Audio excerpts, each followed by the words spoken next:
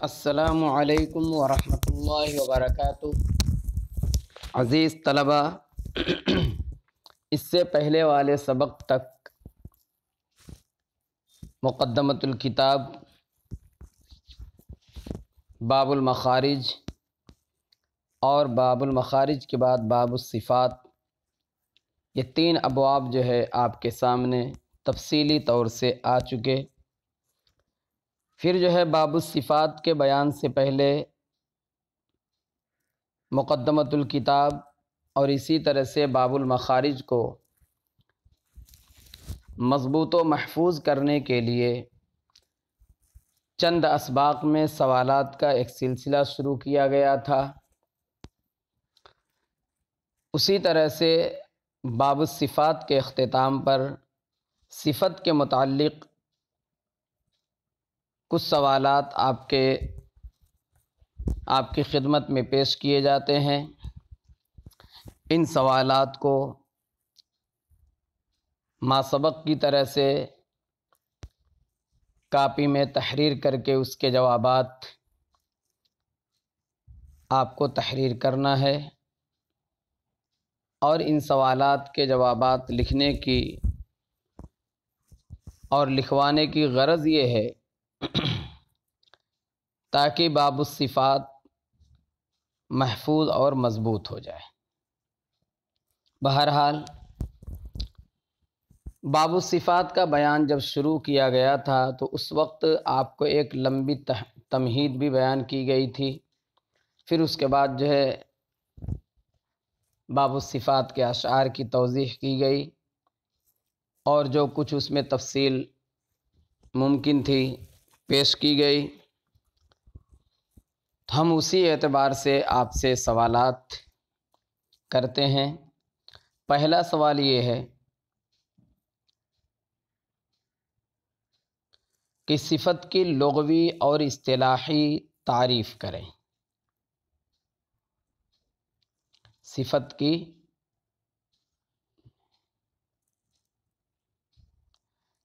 کی لغوی اور اصطلاحی تعریف کریں، یعنی صفت کا لغوی معنی کیا ہے اور صفت کا اصطلاحی معنی کیا ہے۔ ایک تعریف جو ہے آپ کو یہاں پہ نظر آ رہی ہے، اصطلاحی تعریف کے عنوان سے ما يدل على معنى فی موصوفہ۔ صفت کی تعریف جو ہے تین طرح سے کی گئی تھی، ان تینوں تعریفات میں سے ایک تعریف یہ تھی۔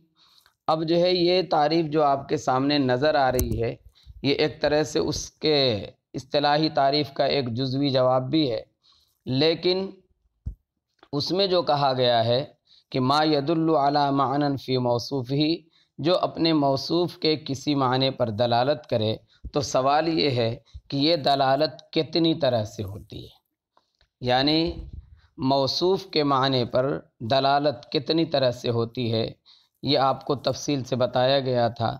وہ جواب یہاں پر آپ کو تحریر کرنا ہے۔ ایک تعریف یہاں پر آ گیا۔ پھر اس کے بعد جو سوال یہ ہو رہا ہے کہ کیا صفت کی دوسرے لفظوں میں بھی تعریف کی گئی ہے؟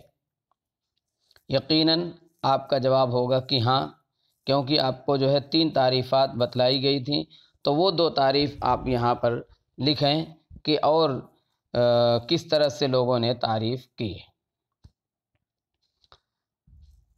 اگلا سوال ہے کہ صفات کی اہمیت اور فائدہ بیان کریں، یعنی صفت تجوید کے اندر صفت کا کیا مرتبہ اور کیا درجہ ہے، اور اسی طرح سے صفت کے بیان کرنے کا یا صفت کے ادا کرنے کا فائدہ کیا ہے۔ اگلا سوال ہے صفات کا ذکر مخارج سے مؤخر کیوں کیا جاتا ہے؟ تمام لوگوں کا یہی طریقہ ہے، پہلے باب المخارج ذکر کیا جاتا ہے، پھر اس کے بعد جو ہے صفت کا ذکر ہوتا ہے۔ تو سوال یہ ہے کہ صفات کا ذکر جو ہے مخارج کے ذکر سے مؤخر کیوں ہوتا ہے، یعنی پہلے مخارج اور دوسرے نمبر پر جو ہے صفات کو کیوں ذکر کیا جاتا ہے۔ چلیے یہ تو جو ہے تمہیدی۔ اب جو ہے اگلا سوال آپ کا ہے کہ صفت کی کتنی اور کون کون سی قسمیں ہیں؟ صفت کی کتنی اور کون کون سی قسمیں ہیں؟ میں نے آپ کو پہلے بھی یہ بتلایا تھا کہ بعض سوالات سابقہ سوالات کے جواب ہوتے ہیں اگر آپ غور کریں گے۔ اگلا سوال دیکھیے، ممتنع الانفکاک صفات کون سی ہیں؟ ممتنع الانفکاک صفات یعنی جس کا جو ہے حرف سے جدا نہ ہونا ممکن ہو، یعنی کیا کہتے ہیں جدا نہ ہو سکتی ہوں، وہ صفات کون کون سی ہیں؟ اگلا سوال ہے کہ ممکن الانفکاک صفات کون سی ہیں؟ یعنی وہ صفات جو حرف سے جدا ہو سکتی ہیں وہ کون سی ہیں؟ اور پہلا سوال تھا ممتنع الانفکاک کا کہ وہ صفات کون سی ہیں جو حرف سے جدا نہیں ہو سکتی۔ اگلا سوال ہے کہ ممتنع الانفکاک اور ممکن الانفکاک یعنی وہ صفت جن کا حرف سے جدا ہونا ممکن نہیں ہے وہ، اور وہ صفت جن کا حرف سے جدا ہونا ممکن ہے وہ، ان دونوں صفات کا دوسرا نام کیا ہے؟ یعنی ان کو اور کس نام سے جو ہے یاد کیا جاتا ہے، جانا جاتا ہے۔ اگلا سوال ہے کہ صفت لازمہ کسے کہتے ہیں اور اس کا دوسرا نام کیا ہے؟ صفت لازمہ کسے کہتے ہیں اور اسی طرح سے اس کا دوسرا نام کیا ہے، یہ آپ کو بتلانا ہے۔ پھر اگلا سوال ہے کہ صفت لازمہ کو لازمہ، ممیزہ، مقومہ، ذاتیہ اور ضروریہ کیوں کہا جاتا ہے؟ یہ ساری باتیں آپ کو بھی تفصیل بتلائی جا چکی ہیں۔ صفت لازمہ کو 5 نام سے جو ہے یاد کیا جاتا ہے۔ ایک تو لازمہ، دوسرے ممیزہ، تیسرے مقومہ، چوتھے ذاتیہ اور 5ویں جو ہے ضروریہ۔ تو یہ نام جو ہے صفت لازمہ کے کیوں دیے گئے ہیں، یا یہ کہیے کہ وہ صفات جو حرف میں ہر وقت پائی جاتی ہیں ان کو جو ہے یہ 5 نام کیوں دیے جاتے ہیں اور ان 5 ناموں کے ساتھ ان کو کیوں یاد کیا جاتا ہے؟ اسی طرح سے اگلا سوال ہے کہ صفات عارضہ کو عارضہ، محسنہ، مزینہ، محلیہ اور محلیہ کیوں کہا جاتا ہے؟ یہاں پر بھی وہی بات ہے کہ صفت عارضہ کو عارضہ کہنے کی وجہ کیا ہے؟ پھر صفت عارضہ کو محسنہ بھی کہا جاتا ہے، کبھی مزینہ کہا جاتا ہے، کبھی محلیہ کہا جاتا ہے اور کبھی محلیہ کہا جاتا ہے۔ تو یہ نام ان کو کیوں دیے گئے؟ اگلا سوال ہے کہ صفات عارضہ کے پائے جانے کے کتنے اسباب ہیں؟ آپ نے صفت کی تعریف کے اندر صفت لازمہ اور صفت عارضہ میں آپ ایک تعریف یہ بھی کرتے ہیں کہ صفت عارضہ اس کو کہتے ہیں جو کسی سبب پر موقوف ہو۔ تو سوال یہ ہے کہ صفت عارضہ کے پائے جانے کے اسباب کتنے ہیں؟ اس میں اور آپ بڑھا لیجئے کہ کون کون سے ہیں۔ صفات عارضہ کی کتنی قسمیں؟ صفات عارضہ کی کتنی قسمیں ہیں؟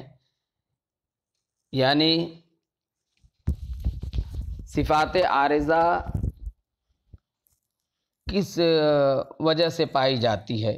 اسباب تو اس کے جو ہیں وہ ہیں ہی، لیکن وہ اسباب کی وجہ سے 2 طرح کی صفت ہوتی ہیں، تو وہ کون سی ہیں؟ صفات لازمہ اور عارضہ میں کتنی چیزوں میں فرق ہوتا ہے؟ ہم جو ہے جانتے ہیں کہ صفات جو ہے 2 طرح کی، صفات لازمہ اور صفات عارضہ۔ تو صفات عارضہ اور صفات لازمہ میں کتنی چیزوں میں فرق ہوتا ہے کہ ہم جو ہے اسے پہچان لیں کہ یہ صفت لازمہ ہے اور یہ صفت عارضہ ہے؟ اگلا سوال ہے کہ صفات عارضہ کی کتنی اور کون سی قسمیں ہیں؟ کتنی اور یہ صفات عارضہ کتنی اور کون سی ہیں؟ اوپر جو ہے سوال ہے کہ صفات عارضہ کی کتنی قسمیں ہیں۔ اس سے اوپر والا سوال دیکھیے آپ، نیچے سے تیسرا کہ صفات عارضہ کی کتنی قسمیں ہیں، یہ الگ چیز ہے، اور صفات عارضہ کتنی ہیں اور کون سی ہیں؟ 2 سوال ہو گئے۔ بہرحال یہ سب تمہیدی سوالات تھے۔ آگے جو ہے اب کتاب کا سوال ہے کہ صفاتھا، یعنی کتاب کا سوال تو وہ بھی تھا لیکن یہ عبارت سے متعلق ابھی جو ہے صفاتھا جہر ورخ مستفل منفتح مسمطۃ وضد قل، اس جو ہے شعر کے اندر مصنف رحمۃ اللہ علیہ نے کیا کیا بیان کیا اس سے متعلق جو ہے آپ کو سوال کیا جا رہا ہے۔ تو سب سے پہلا سوال جو ہے ماقبل کے سوالات کی طرح پہلے آپ کو ترجمہ کرنا ہے، اس شعر کا ترجمہ کریں، پھر اس کے بعد آپ بتلائیں کہ اس شعر کے اندر کیا بیان کیا گیا ہے۔ پھر اگلا سوال ہے کہ ناظم رحمۃ اللہ علیہ نے کسی صفت کی تعریف نہ کر کے صرف نام کے ذکر پر کیوں اکتفا کیا، یعنی کسی بھی صفت کی مصنف رحمۃ اللہ علیہ نے تعریف کیوں نہیں کی ہے، صرف نام ذکر کرنے سے ہم کو جو ہے صفت کیسے سمجھ میں آئے گی، اس کا جواب آپ دیں کہ آخر مصنف نے ایسا کیوں کیا کہ کسی صفت کی تعریف نہیں کی ہے۔ اگلا سوال ہے کہ اس باب میں کون سی صفات بیان کی گئی ہیں، کیونکہ باب الصفات کا عنوان ڈالا ہے مصنف نے، تو اس باب کے اندر کون سی صفات بیان کی جائیں گی، صفات لازمہ بیان کی جائیں گی، صفات عارضہ بیان کی جائیں گی، کون سی صفات بیان کی جائیں گی۔ اگلا سوال ہے کہ صفات لازمہ کی تعداد میں کتنے قول ہیں اور وہ کیا کیا ہیں۔ صفات لازمہ کی تعداد میں ایک تعداد تو آپ کے سامنے ہے جو مصنف نے بیان کی، وہ 17 والی، اس کے علاوہ بھی اور اقوال ہیں، وہ کون سے ہیں؟ تو ایک جواب تو میں نے بتا دیا کہ 17 ہیں، وہ کن کا ہے وہ آپ کو بتلانا پڑے گا، تو ان کے علاوہ اور کون سے قول ہیں اور وہ کیا ہیں وہ آپ جو ہے تحریر کریں۔ اگلا سوال ہے کہ صفات لازمہ کی اولاً کتنی قسمیں ہیں، صفات لازمہ کی اولاً کتنی قسمیں؟ ایک تو صفات لازمہ کی ساری اقسام جو ہے جو مصنف نے بیان کی وہ تو ہے ہی، لیکن ابتدائی اعتبار سے اولی اعتبار سے جو ہے صفات لازمہ کی کتنی قسمیں ہیں۔ اگلا سوال صفات لازمہ عند الجمہور کتنی اور کون کون سی ہیں۔ اب جو ہے اگر آپ نے اس سے پہلے والا سوال کا جواب دیا ہے تو اس میں جو ہے آپ کہیں گے کہ جمہور کے نزدیک کتنی ہیں، تو اب جو ہے سوال یہ ہے کہ صفات لازمہ عند الجمہور کتنی ہیں اور کون کون سی۔ اگر آپ نے وہاں پر تعداد بتلائی تو یہاں پر کون کون سی کر کے اس کی تفصیل کو آپ کو بتلانا ہے۔ جن لوگوں نے صفات لازمہ 14 بیان کی، دیکھیے ایک دوسرا بھی جز آپ کو مل سکتا ہے، میں نے کہا تھا آپ کو بہت سے سوالات میں جو ہے جوابات مضمر ہیں۔ جن لوگوں نے صفات لازمہ 14 بیان کی ہیں تو انہوں نے صفات مشہورہ عند الجمہور میں سے کن صفات کو کم کیا ہے اور کیوں، یعنی مشہور جو عند الجمہور جو صفات ہیں ان میں سے انہوں نے کم کیا ہے اور 14 صفات بیان کیا۔ اس کا مطلب یہ ہے کہ جمہور کے نزدیک جو ہے صفات لازمہ جو ہے 14 سے زیادہ ہے۔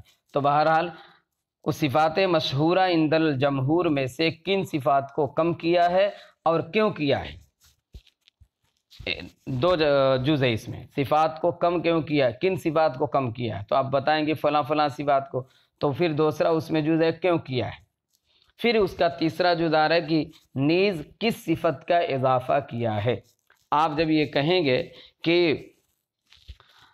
جن لوگوں نے 14 صفات بیان کی ہیں انہوں نے صفات لازمہ عند الجمہور میں سے فلاں فلاں صفت کو کم کی، تو وہ جو ہے کم کرنے کے بعد جو ہے 13 صفت ہو جائیں گی، تو پھر 13 صفت ہو جائیں گی تو پھر کس صفت کا اضافہ کیا کہ وہ 14 ہو گئی، اس لیے سوال کا جز ہے اور کیوں، کن صفات کو کم کیا ہے اور کیوں، اور دوسرے نیز کس صفت کا اضافہ کیا ہے۔ صفاتہا میں ضمیر کا مرجع کیا ہے؟ بیان صفات میں جہر و حمس کو، پھر ان دونوں میں یعنی جہر اور حمس میں سے ان دونوں میں جہر کو مقدم کرنے کی کیا وجہ ہے۔ اگلا سوال ہے کہ بیان صفت میں مصنف رحمۃ اللہ علیہ نے 2 صفت کو بصورت مصدر اور 3 کو بصورت اسم فاعل کیوں ذکر کیا۔ مصنف نے بیان کیا صفاتها جہر و رخون، پھر اس کے بعد کا مستفل منفتح مسمتۃ، تو اس میں جو ہے دو صفت کو بصورت مصدر یعنی جہر و رخون، اور تین صفت کو بصورت اسم فاعل بیان کیا۔ ایسا کیوں کیا ہے؟